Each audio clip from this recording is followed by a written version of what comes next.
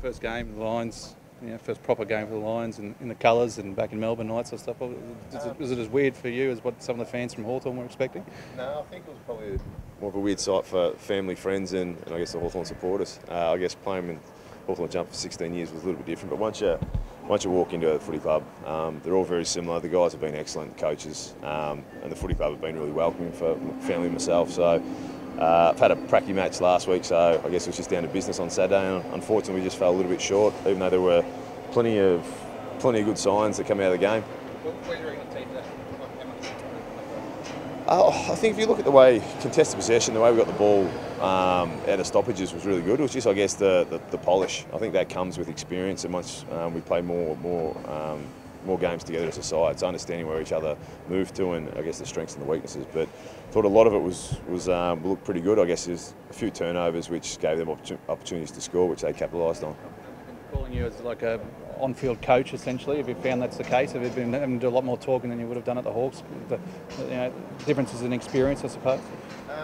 I wouldn't do any more talking than normal. I guess I'm the same as Zorks and Binger, just one of the older crew of the younger guys that we play with. So we just try and help them out as much as we can, and if that's by instructing, directing, and trying to put them in a certain place, just so them getting prepared for the ball to come our way and hopefully win it back.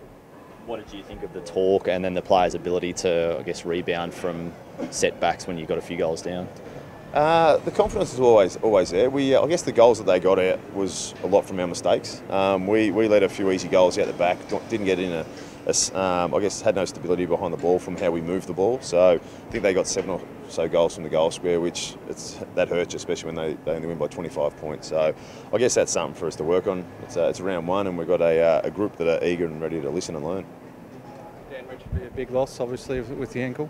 Yeah, well, he's got a scan today, so I guess he looked a little bit sore after the game, but who knows, he's a pretty durable player, and he's had a pretty good pre-season, so fingers crossed the scans come back not too bad, but I guess we'll know more about that either this afternoon or tomorrow. Cam Rayner obviously played his first game. You've been through the whole number one and what goes with that. What did you think of his performance on Saturday?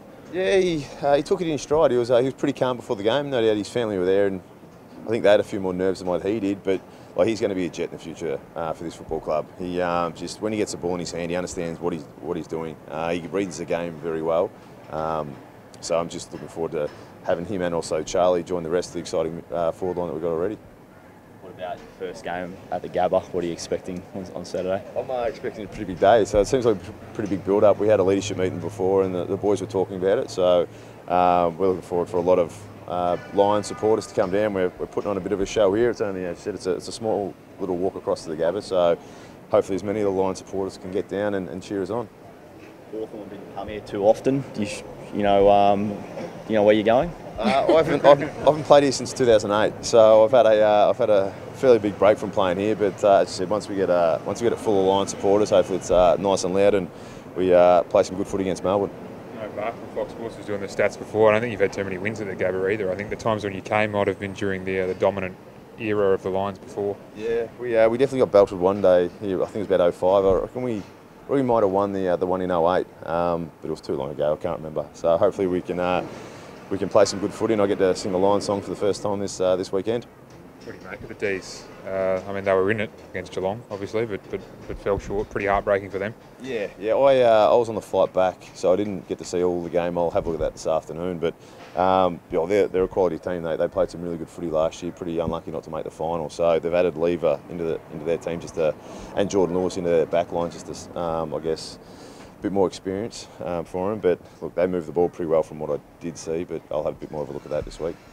Crossing paths as Jordan, like again, I guess, but both of you playing for different teams this time. How will that feel out on the field, do you think? It was weird last year playing against him when he was with Melbourne. But I guess I might have to ask him for a few tips on on it this week. But look, Louis been a really good mate for a long time, and hopefully we beat him on the weekend. But he's added a lot to the Melbourne Football Club, and you can sort of see by the way they play.